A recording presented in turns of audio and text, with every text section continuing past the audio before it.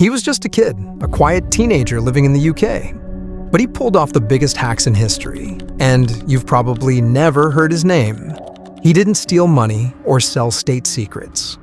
Instead, he broke into Nintendo, Microsoft, and even North Korea's top secret servers, and then gave the information away for free. This is the story of Zammis Clark, the hacker who stole billions of dollars worth of corporate secrets and revealed the scariest thing about the internet. So, how did a kid who loved to tinker go on to become one of the most wanted hackers on the planet? Today, we're going to follow his trail of digital destruction from a children's toy company all the way to a secret operating system. By the end of this video, you'll know exactly what happened, why he did it, and what he stole that was so valuable. Corporations went into full panic mode. While Zammis started with small-time hacking, his first major attack was on a massive scale. He targeted a children's toy company called VTech. Their learning tablets were marketed as safe and private, but Zammis discovered a flaw. He found an old vulnerable login page that used a notoriously weak security protocol. To an amateur hacker, this was a red flag. To Zammis, it was an open invitation. He used a simple trick known as an SQL injection, which is like a digital skeleton key that whispers a command to a database and convinces it to spill its secrets. And spill its secrets it did. The floodgates opened, and Zammis found himself inside VTech's entire system. He had access to millions of user accounts, each one a treasure trove of personal data. We're talking emails, home addresses, security questions, and even the mother's maiden name, all stored in plain text. But the scariest part? He found thousands upon thousands of intimate photos and videos of children sent from their tablets to their parents. These were private, intimate moments, a shy message from a 7-year-old, a bathroom selfie, all sitting there, poorly protected. The passwords themselves were hashed with an algorithm so weak that security professionals had considered it broken for years. It was a complete and utter failure of basic security. Zammis had a choice. He could have sold the data on the black market for millions, but instead, he did something shocking. He reached out to journalists and gave the information away for free. He wanted to expose VTech's failures and force them to fix their vulnerabilities. The company was forced to shut down its services for months, but the damage was done. Millions of people's information was out there, and Zammis was now on the radar. But he wasn't done yet, not even close.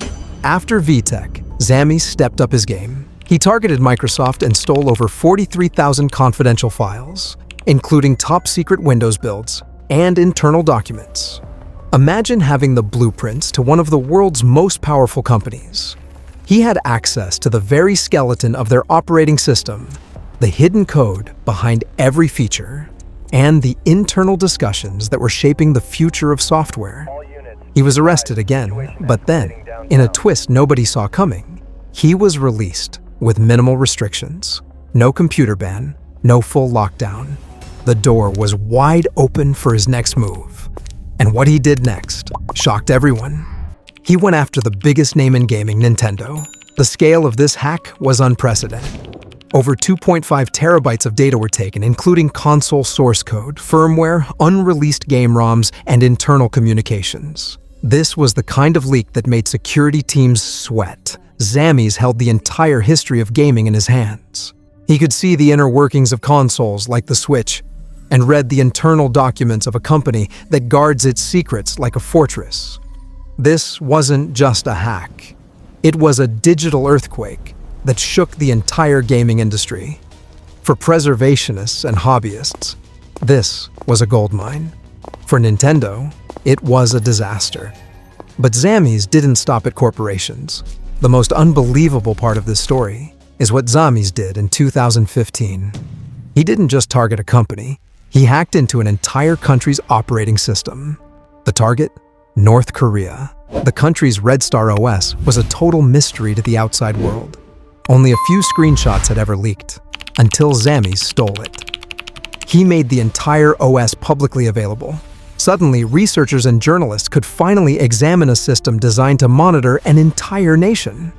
His name even appeared in North Korean PowerPoints alongside his Twitter handle. a surreal acknowledgement of a British teenager hacking one of the world's most secretive countries. So, why did a brilliant hacker steal billions of dollars worth of corporate secrets, only to leak them for free? Zammis wasn't motivated by money.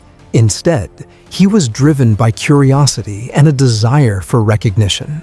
He was a digital historian, a preservationist obsessed with unlocking forgotten parts of technology.